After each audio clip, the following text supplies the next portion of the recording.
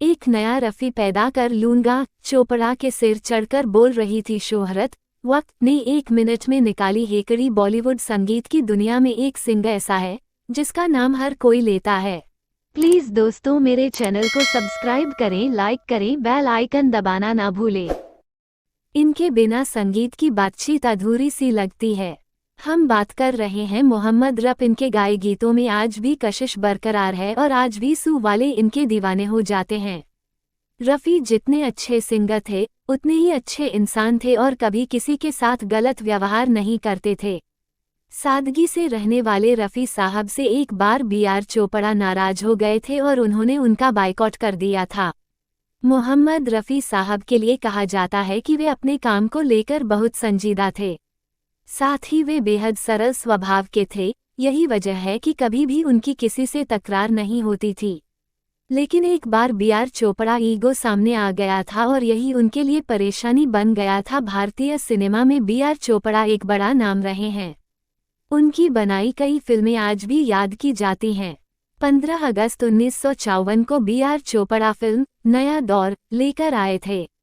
दिलीप कुमार, वैजयंती माला, अजीत, जीवन, Johnny walker जैसे कलाकार इस फिल्म में शामिल थे। नया दौर फिल्म को खूब पसंद किया गया था और यह सुपरहिट रही थी। खास बात ये थी कि इस फिल्म के सभी गाने बेहद हिट रहे थे। फिल्म का संगीत O.P. नैयर ने दिया था और इसके अधिकतर गाने मोहम्मद रफ़ी ने गाए थे। B.R. चोपड़ा की फिल्मों का सफल होना भारतीय सिनेमा को आगे बढ़ा रहा था, लेकिन साथ ही कहीं ना कहीं उनमें घमंड आ रहा था।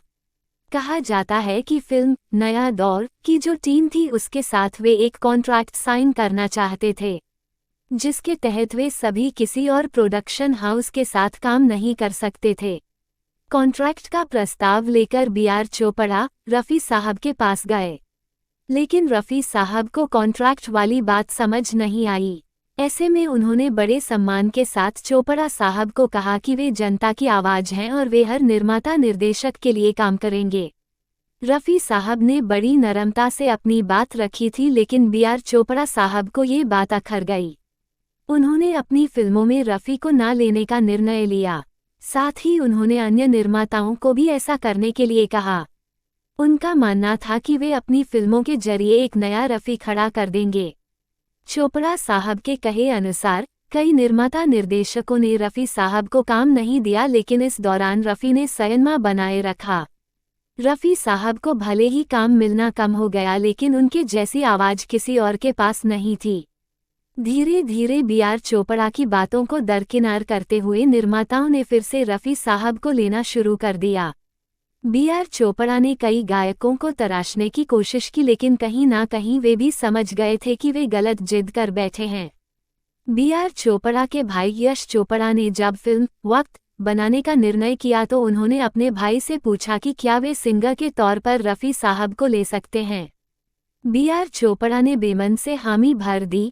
30 जुलाई 1965 को फिल्म वक्त रिलीज हुई और इसमें रफ़ी साहब का एक गाना था जिसकी हर लाइन B.R. चोपड़ा के लिए करारा जवाब थी।